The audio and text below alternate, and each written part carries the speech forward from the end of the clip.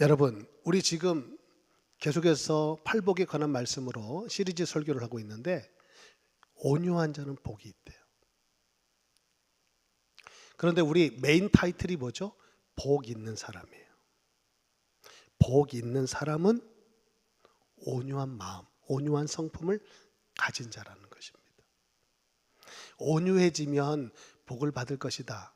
우리가 이렇게 팔복의 말씀을 들어왔고 알고 있지만 더 엄밀하게 말씀을 우리가 나눈다면 여러분, 복 있는 사람이 온유한 자라는 거예요.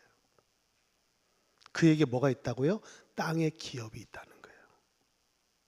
우리 한국 사람들 땅 좋아하잖아요. 여러분, 미국에 사신다고 해서 땅 별로예요? 우리는 땅을 좋아하는 민족인 것 같아요. 그래서 부동산에 마음이 얼마나 가는지 몰라요.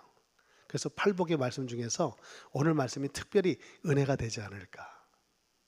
여러분, 풍성한 땅의 기업이 여러분의 것이 되기를 주님의 이름으로 축복합니다. 자, 심령이 가난한 자가 복이 있다. 애통하는 자가 복이 있다.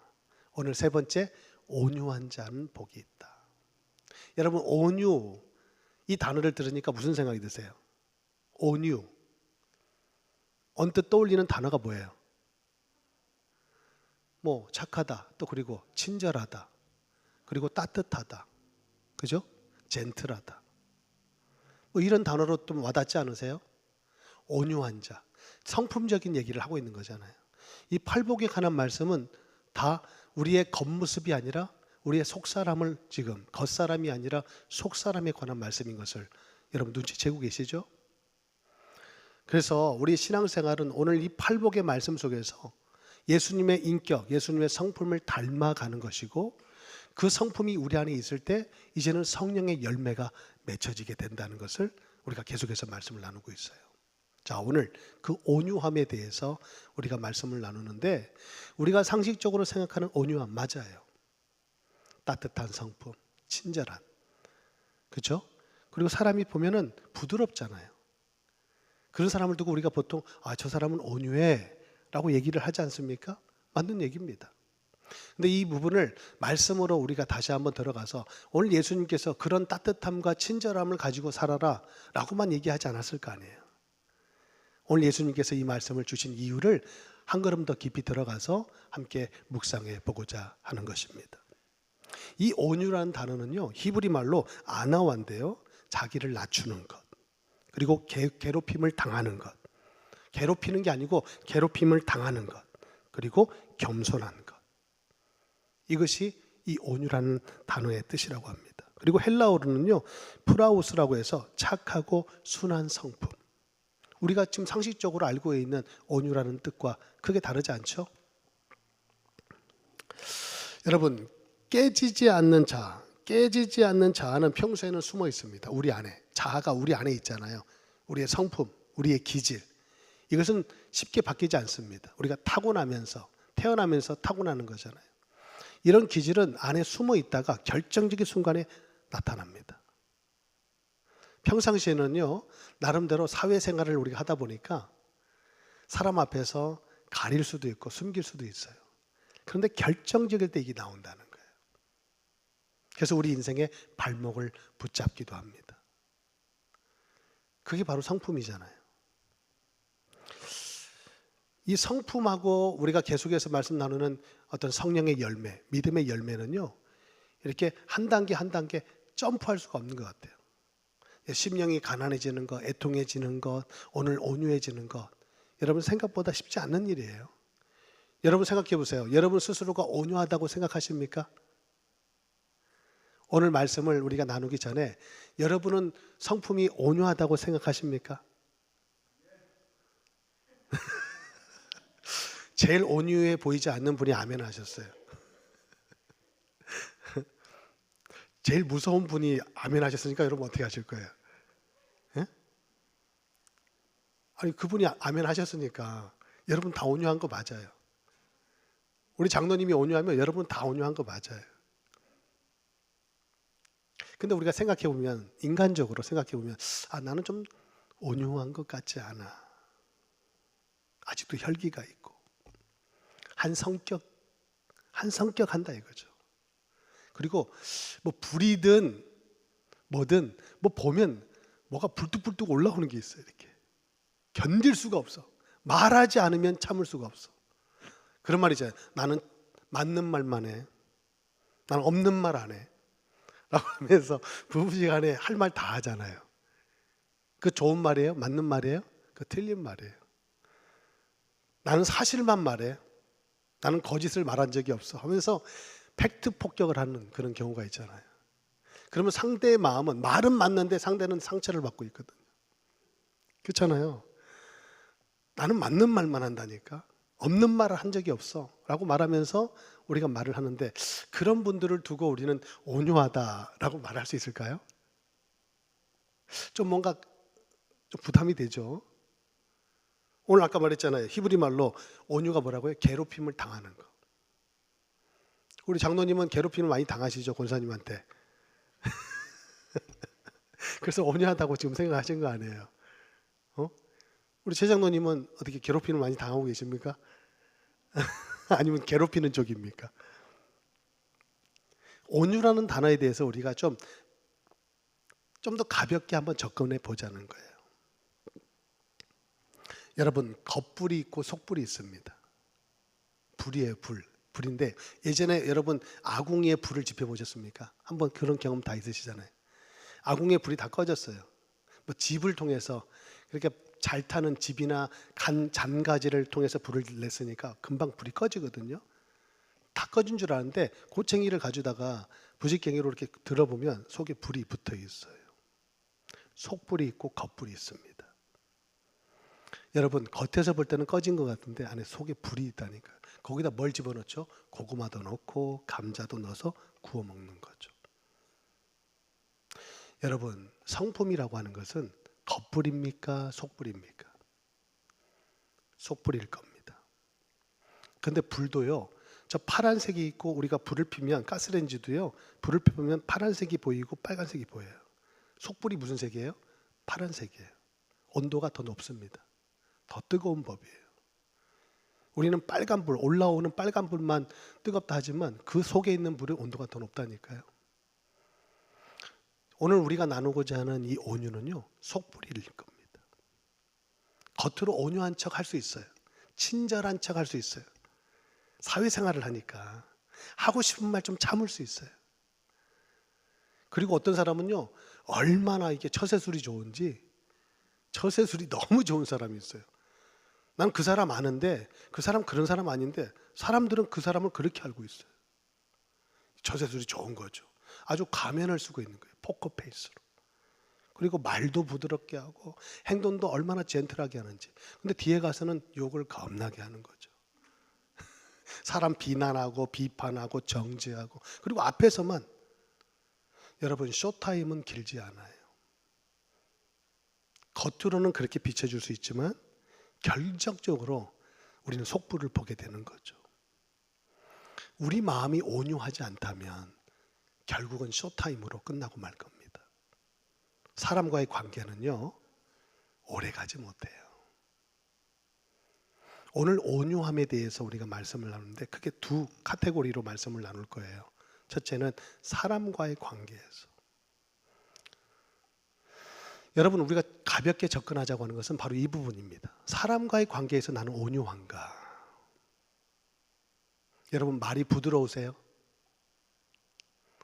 여러분, 말이 거치세요? 부드러우세요? 여러분, 할 말만 하세요? 빈말도 하세요? 우리 그런 거 있잖아요. 칭찬할 때는 빈말도 좀 섞어서 해야 되는 거예요. 막 있는 그대로 말이에요. 얼굴이 좀 낯빛이 오늘 좀 안 좋아 보여요. 제가 오늘 붓기가 안 빠져가지고 얼굴이 부어 있어요. 그러면 저한테 저기 인사할 때 목사님 왜 이렇게 부어 있어요? 이건 참말이에요. 그러면 제가 그 말을 들을 때 기분이 그렇게 좋지 않아요. 얼굴이 부어 있어도 목사님 요즘 이렇게 얼굴이 이렇게 헬쓱해 보여요 라고 하면 그 순간 볼이 쑥 들어가요. 여러분, 우리 권사님들, 집사님들에게도 오늘 분홍색이 너무 잘 어울리신다고, 오늘 헤어스타일이 너무 이쁘시다고. 이거 참말일까요? 빈말일까요? 섞으라니까요. 섞으라니까. 아니 그렇게 보일 때도 있고 아닐 때도 있어요. 근데 아닐 때 아니 머리가 왜 이래 오늘? 아니 안색이 왜 이래? 이러면요 더 안 좋아지는 거예요. 안 좋아하는 사람에게는 아 그래도 건강해 보인다고, 혈색이 좋다고, 뭐 좋은 게 하나 있을 거 아니에요. 오늘 안경테가 잘 어울린다고, 오늘 정장이 너무 멋있다고, 뭔가 좋은 거를 자꾸 얘기해 줘야 되는데 아 이 얼굴색이 왜 이래? 아 머리 어디서 파마했어? 라고 말하기 시작하면 참말인데 이게 관계를 깨는 말이 되는 거예요. 특히 사회생활, 공동체 안에서는요 여러분 이 말도에 따뜻함이 있어야 돼요. 말에도 온도가 있다는 거 아시죠? 찬바람이 쌩쌩 부는 말은요 사람과의 관계가 자꾸 멀어지는 거예요. 여러분 온유함 우리에게 있어야 되지 않겠어요? 그리고 우리 교회 공동체 안에서도요 여러분 어쩌다가 우리가 남가주 우리 교회 한 성도가 됐냐 이거예요. 한솥밥을 먹는 믿음의 영가족이 됐냐 이거예요. 가족은 다른 사람이 아니에요. 한솥밥을 먹는 사람이 가족인 거죠. 우린 영가족이 된 거예요. 근데 영가족끼리 서로 비난하고 판단하고 지적하는 것보다 서로 격려해주고 위로해주고. 여러분 좋은 교회 주변에 너무 많아요. 여러분 지금 눈을 가리고 있어서 그렇지 눈 뜨고 보면 주변에 좋은 게 너무 많다니까요. 할렐루야. 갈 교회가 너무 많아요. 근데 어쩌다가 우리 교회 와서 앉아 계시냐 이거예요. 이게 하나님의 은혜 아니겠어요? 그 우리가 영 가족이 된 거예요. 그러면 가족끼리는 챙겨야죠. 저도 우리 한성이한테 맨날 옳은 말만 해요. 참말만 한단 말이죠. 그러니까 한성이가 저를 점점 싫어하게 되더라고요. 이제 알았어요. 깨달았어요. 저는 이제 빈말만 하기로 했어요. 속 없는 말. 한성아 오늘 왜 이렇게 오늘 헤어스타일 너무 너 옷 차림이 마음에 안 들어도 한성아 오늘 너무 스타일이 멋있다. 그럼 벌써 한성이가 기분이 좋아지지 않겠어? 그럼 와서 뽀뽀도 한번 해주고 그랬는데 참말을 하면 한성아 너 왜 그런 옷 입어? 옷이 없어? 라고 말하면 이제 멀어지는 거예요. 자꾸 아빠하고 멀어지는 거야. 와서 뽀뽀해 그러면 싫어. 딱 그런단 말이에요. 여러분 인간관계 그렇게 어렵지 않은 것 같아요. 너무 참말만 하고 살지 말자.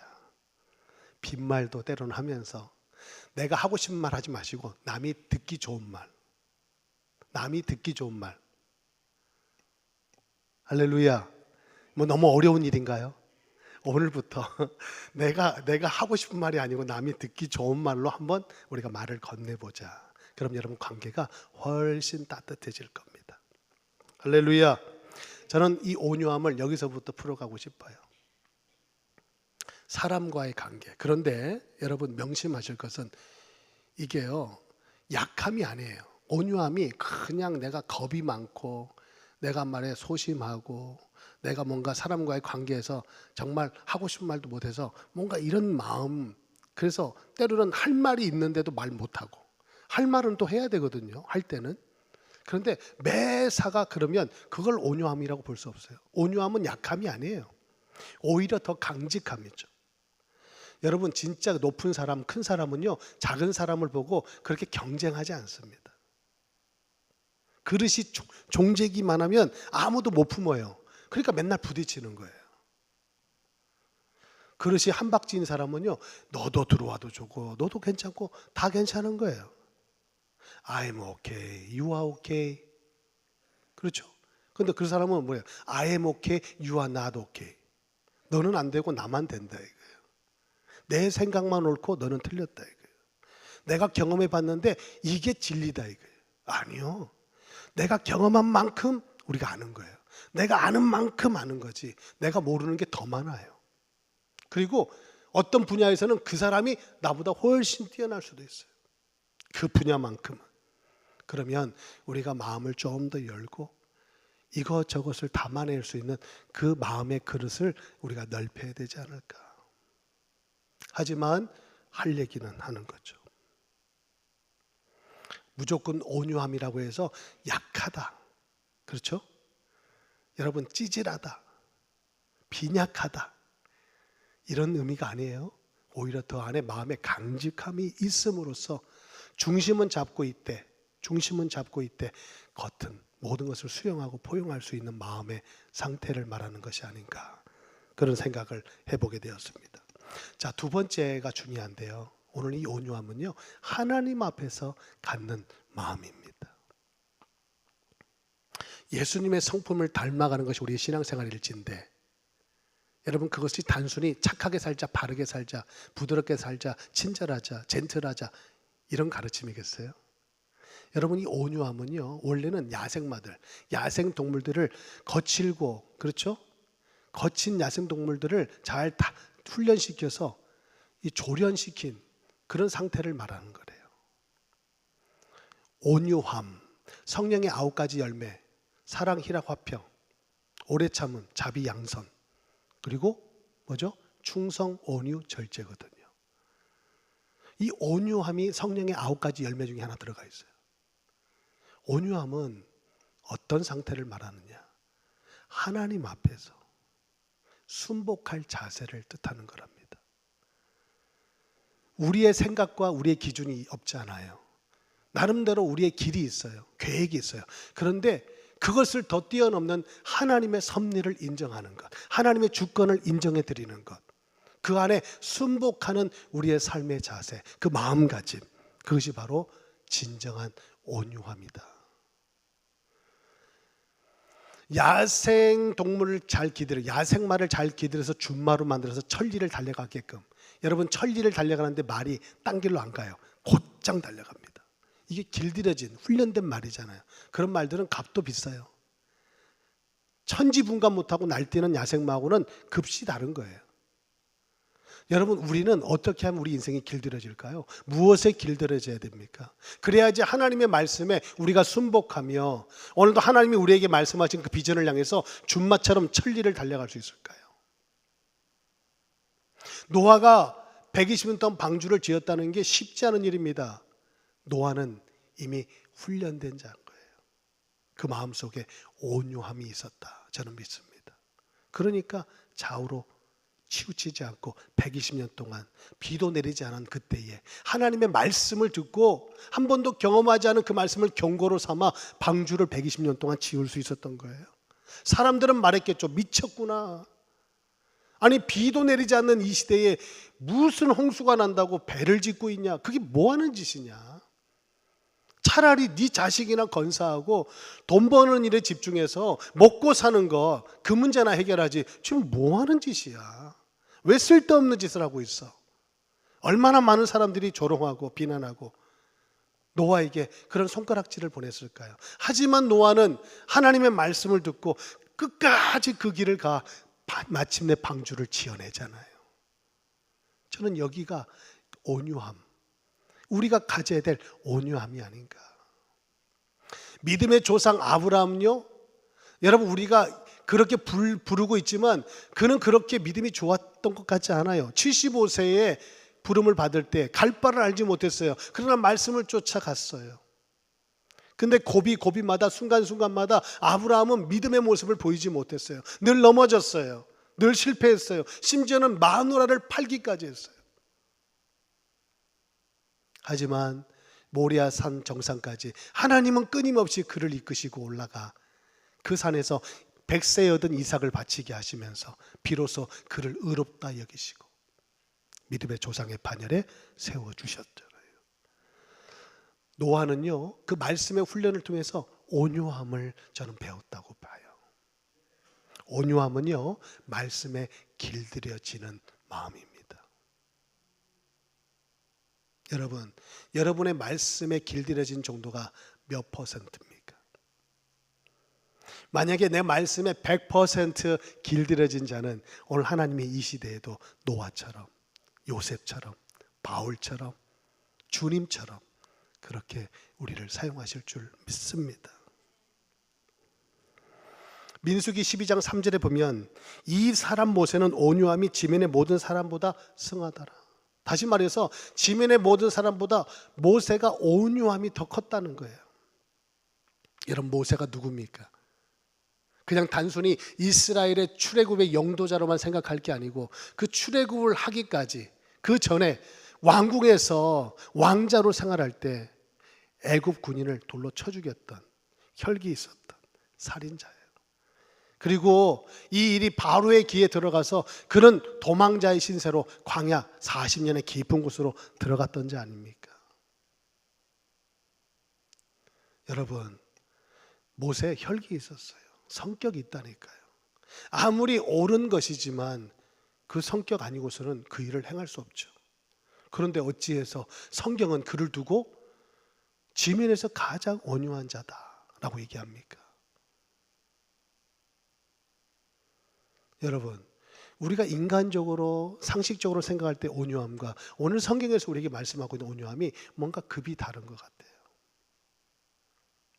저는 이렇게 말씀드리고 싶어요. 물이 위에서 아래로 흐르죠.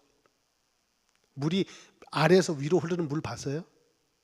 물은 위에서 아래로 흐르는 법입니다. 이게 순리잖아요. 그런데 이 순리가요, 진리에 속해 있다고 저는 생각해요. 하나님의 은혜도요, 저 위에서 아래로 흐르는 법인 것 같아요. 다시 말해서 하나님의 사랑을 받고 하나님의 은혜를 받은 사람은 그 은혜를 흘려보낼 수 있게 된다는 거죠. 누군가를 사랑할 수 있게 되는 거예요. 사랑받은 사람만이 사랑할 수 있다잖아요. 하나님의 사랑이 메말라 버린 사람은 그 누구도 사랑할 수 없어요. 겉으로는 사랑하는 척 하겠죠.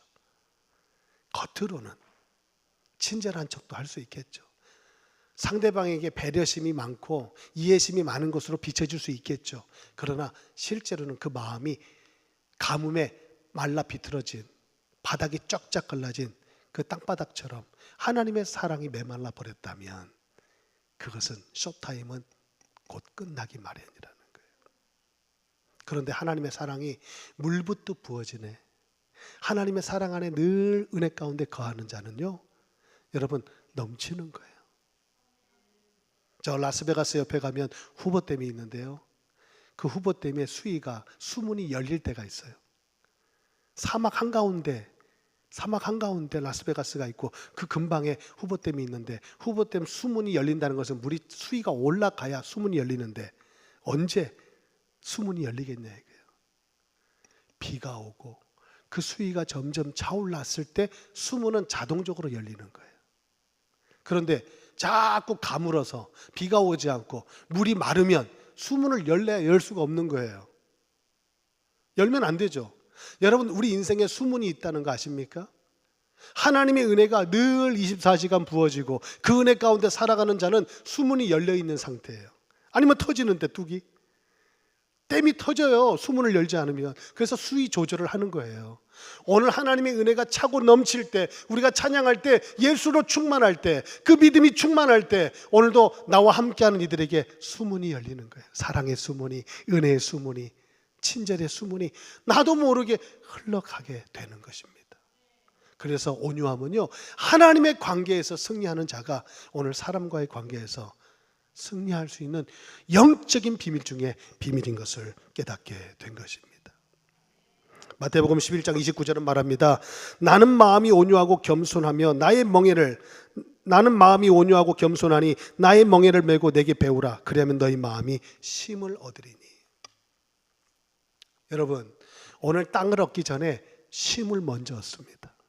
땅을 기업을 얻는다. 온유한 자는 마음에 쉼이 있는 사람. 여러분, 사람을 대해보셨죠? 마음에 쉼이 없는 사람은요, 말도 거칠어지고 행동도 포악해질 수밖에 없어요. 내가 여유가 없으니까. 내 마음에 여유가 없어요. 저는 지난날 목회하면서요, 35세 담임 목회를 시작하면서 지금도 모르지만 그때는 얼마나 몰랐을까요? 혈기가 얼마나, 열심이 얼마나 특심이라 나름대로 앞만 보고 달렸지 여유가 없어요. 설교는 또 왜 이렇게 많이 해야 돼요? 여유가 없어요. 여유가. 그러니까 성도들이 와서 뭐라고 얘기하면 마음에 여유가 없으니까 나도 모르게 예민해지는 거예요. 목회를 하면서도. 여러분, 마음에 여유가 없는 사람은요, 말도 여유가 없어요. 사람과의 차 한잔 마실 여유가 없다니까요. 마음에 여유가 없는데, 지금 이 일 때문에 쫓기고 있는데, 여러분의 인생 가운데, 여러분의 마음 가운데 어떤 여백이 있냐 이거예요. 누구를 품을 수 있겠냐 이거예요. 어떤 상황을, 어떤 문제를 여러분 품어낼 수 있겠습니까? 여백이 없고 여유가 없는 사람은 어떤 것도 어린아이 하나도 품을 수가 없어요. 참 그런 의미에서 저는요, 이 미국에 와서 남가주 우리 장로교회에 와서 너무 큰 은혜를 받은 게, 아이 장로님 세 분이 제 가슴 속에 있어요. 할렐루야. 아니 아들 뻘 때는 이 목사가 우리 장로님들을 가슴에 품고 기도한다는 게 너무 큰 축복 아니에요? 여러분 권사님들, 집사님들, 아니 한가닥 하시는 분들 아니에요. 어디 가면 두 번째 가라면 서러운 분들 아닙니까? 나름대로 철학이 분명하고, 나름대로 기질이 분명하고, 나름대로 인생을 자수성가한 분들 아닙니까? 누구 말을 들었습니까? 아니 여러분들보다 무서운 사람이 있어요? 솔직히 좌우를 보세요. 옆에 앉아 계신 분보다 무서운 사람이 있어요? 오렌지 카운티에? 그런 대단한 분들과 함께 목회를 한다는 건요, 제 그릇이 하나님이 완전히 넓혀주셨다, 저는 믿습니다. 우리 장로님들하고 안 싸우잖아요 제가. 아니 권사님하고 제가 부딪혀요? 아니 이게요, 제가 잘났다고 제 자랑하는 게 아니라 하나님이 그런 마음을 주신 거예요, 은혜를. 여러분 누구하고 부딪히면요 그 사람 탓하지 마세요. 여러분이 은혜가 필요하다는 거예요. 할렐루야. 아멘 크게 하세요. 할렐루야. 와이프하고 지금 싸웠어요. 오늘 아침에 예배 드리기 전에. 그 와이프가 문제죠? 남편이 문제예요? 아니요, 내가 문제. 내 마음에 여유가 없는 거예요. 내 마음에 여유가 없는 것은 하나님의 은혜가 말랐기 때문에 그래요. 그러면 상대방에게 탓하기 전에 나를 돌아보게 되고 주여 기도하게 되고 회개하게 되고, 그러면 벌써 관계가 풀려버려요. 여러분 부부생활 누가 물어봐요? 이제 50년을 산 이 젊은 사람에게 누가 물어봐요. 아, 목사님은 싸울 일 없냐고. 싸울 일이 왜 없어요? 여러분 부부가 뭐가 같은 부분이 있습니까? 맞는 게 있어요? 맞는 부분이 있으면 그 이상한 거예요. 안 맞는 게 정상인 거예요. 그런데 어떻게 살아요? 서로를 불쌍히 여기는 거예요.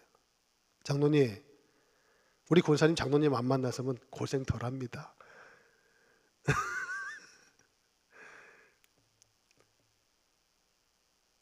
와이프가 저를 만나서 저는 고생한 것 같아요. 그래서 늘 불쌍해요. 그냥 그때 내가 보내줬어야 되는데, 그때 잡는 바람에 그냥. 여러분 이렇게 생각하면요, 남들은 막 통장에다가 어카운트에다가 돈을 가득가득 넣어주는데, 이거 맨날 밥 사 먹으러 갈 때도 계산을 하고 앉아 있어야 되니까 이게 너무 남자로서 좀 치졸하더라고. 우리 딸들에게 막 팍팍 해주고 싶은데 맨날 계산하고 있는 아빠에게, 아빠 내 모습을 제가 보잖아요. 야, 이게 내가 지금 50년 인생을 살았는데 이렇게 경제력이 없는 아빠가, 이게 뭐 좀 때로는 미안하기도 하고, 그러면서 가족들에게 긍휼한 마음이 드는 거예요. 근데 따지고 보면 제가 제일 고생하잖아요. 나 때문에 이것들이 먹고 살잖아요. 그런데 이렇게 생각이 들어가면 그 다음부터 잔소리 하기 시작. 야, 내가 얼마나 고생하고 있는 줄 알아? 나 죽겠어 지금. 이렇게 하고 나가면 가정이 이제 풍지박산 나는 거예요. 그런데 내가 뛰어도 참 다른 사람을 쫓아갈 수가 없으니, 자, 우리 가족들한테 미안하다, 아빠로서. 목회도 훌륭한 목사님들은 그렇게 목회도 잘하더만 나는 목회가 왜 이렇게 힘든지 모르겠어요. 하면 할수록 힘들잖아요. 그러니까 겸손해지는 거예요. 내가 내 잘난 맛으로 목회하면 오늘 장로님하고 많이 부딪힐 겁니다. 장로님 이렇게 하세요. 이렇게 하면 잘 된다니까요. 내 말 좀 들으세요 좀, 라고 할 텐데 지금은 장로님 어떻게 하면 될까요? 장로님 도와주세요. 집사님, 권사님 기도해 주세요. 진짜 은혜 없이는 교회는 안 되는 겁니다. 여러분 어떤 마음이 하나님 앞에도 사람 앞에도 우리가 가져야 될 마음인가요? 저는 그래서 우리 교회가 더 온유해지기를 바랍니다. 그래서 이번에 순모임을 기도하면서 더 지체하면 안 되겠구나. 우리가 훈련을 하고 습관을 만들어야 되겠구나. 여러분 습관이라는 거 무서운데요, 습관 만들기까지는 힘들지만 습관이 돼버리면 쉬운 거예요. 밥 먹는 것도요, 요즘은 식습관이 너무 중요하잖아요. 건강 100세 시대 120세대를 살면서 여러분 식습관이 너무 중요한 거 아시죠? 운동 습관 너무 중요하잖아요. 아침에 일찍 일어나고 운동하는 거 습관 너무 중요해요. 밥 먹고 30분 너무 중요한 습관이래요. 안 좋은 습관을 가지고 있으니까 건강을 자꾸 해치는 거래요. 그 습관 하나가 너무 중요한 거예요. 그런데 이런 사소한 것도 습관이 이렇게 중요하거늘 영적 습관 하나는 얼마나 중요하겠냐 이거예요. 여러분, 우리에게 가지고 있는 영적 습관이 뭡니까? 여러분, 기도 습관이 있습니까? 말씀을 읽는 습관이 있습니까? 여러분에게 가지고 있는 영적인 습관이 뭐냐 이거예요. 한번 점검해 보자 이거예요. 오늘 내 삶에 단 한 가지도 영적인 습관이 없다면 우리 회개해야 될 줄로 압니다. 오늘 그것을 도전해 보자는 거예요. 우리의 뇌는요, 내가 마음을 먹는 순간 시작한 거래요. 여러분, 오늘 영적 습관에 한번 우리 공동체가, 혼자는 힘드니까 공동체 안에서 예배 후에 우리 예찬 시간에 은혜를 나누고 기도 제목을 나누고 삶을 나눌 수 있는 그런 영적인 분위기를 만들어 보면 어떻겠습니까? 제자 훈련은요, 공과를 띄는 게 아니래요. 어떤 책 1권, 2권, 3권을 띄는 게 제자 훈련이 아니고 습관을 만드는 것이 제자 훈련이에요. 할렐루야. 그래서 오늘 순모임, 꼭 그 모임에 여러분 입술을 열고 마음을 열어서 함께 그 은혜를 더 풍성히 나눌 수 있는 시간이 되었으면 좋겠습니다. 말씀을 마치겠습니다. 여러분, 온유함. 먼저는 하나님 앞에서 여러분 순종할 준비가 되셨습니까? 이 모든 것이 하나님의 섭리 속에 일어난 일임을 믿습니까? 자다가도 이불킥하면서 일어나서 가슴을 쥐어짜면서 억울하게 일을 갈 일이 왜 없습니까? 더군다나 젊음이 있고 혈기가 있는데 쫓아가가지고 힘으로 뭔가를, 무력으로 뭔가를 하고 싶은 일이 왜 없겠습니까? 하지만 하나님 앞에 엎드려 보는 거예요. 하나님은 이 모든 것을 모르지 않는다. 나 너무 억울하다. 난 너무 기가 차다. 나는 가만히 있을 수 없다. 차라리 가만히 있는 게 너무 고통인 거예요. 내가 뭔가를 할 수 있다면 그게 나아요, 속이. 여러분, 살면서 그런 거 있잖아요. 문제를 만났을 때 가만히 있으라고 하는 게 가장 힘든 거예요. 야, 가서 욕해. 가서 싸워. 가서 그거 뒤집어. 이게 원래 우리의 성정이잖아요. 근데 가만히 있어야 될 때가 그게 믿음의 시간이고 그게 가장 견디기 힘든 시간이 아닙니까?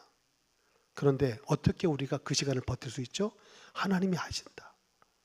하나님은 반드시 때가 되면 하나님의 일을 하신다. 오늘 이 믿음이 우리에게 있을 때 참을 수 있는 거예요. 다윗은 10년 동안 사울에게 쫓겨다녔어요. 얼마나 죽을 고비를 넘겼는지 몰라요. 죽이고 싶었을 거예요. 죽이고 싶었을 거예요. 빨리 사울이 죽었으면 좋겠을 거예요. 근데 결정적인 찬스가 2번이나 왔어요. 그냥 손쉽게 사울을 제압할 수 있고 그 생명을 취할 수 있는 기회가 2번 왔지만 다윗은 손대지 않았어요. 왜요? 하나님의 주권에 맡겨드렸으니까. 여러분, 오늘 여러분의 삶 가운데 이 온유함이 있다면 오늘 저와 여러분도 하나님의 손에 붙들릴 것이고 하나님의 역사에 한 획을 그을 수 있는 주인공이 되리라 믿습니다. 오늘 이 마음이 우리 가운데 충만해서 하나님과의 관계도 그리고 사람과의 관계도 막힘이 없이 모든 것이 열리는 놀라운 축복이 함께 하시길 주님의 이름으로 축원드립니다.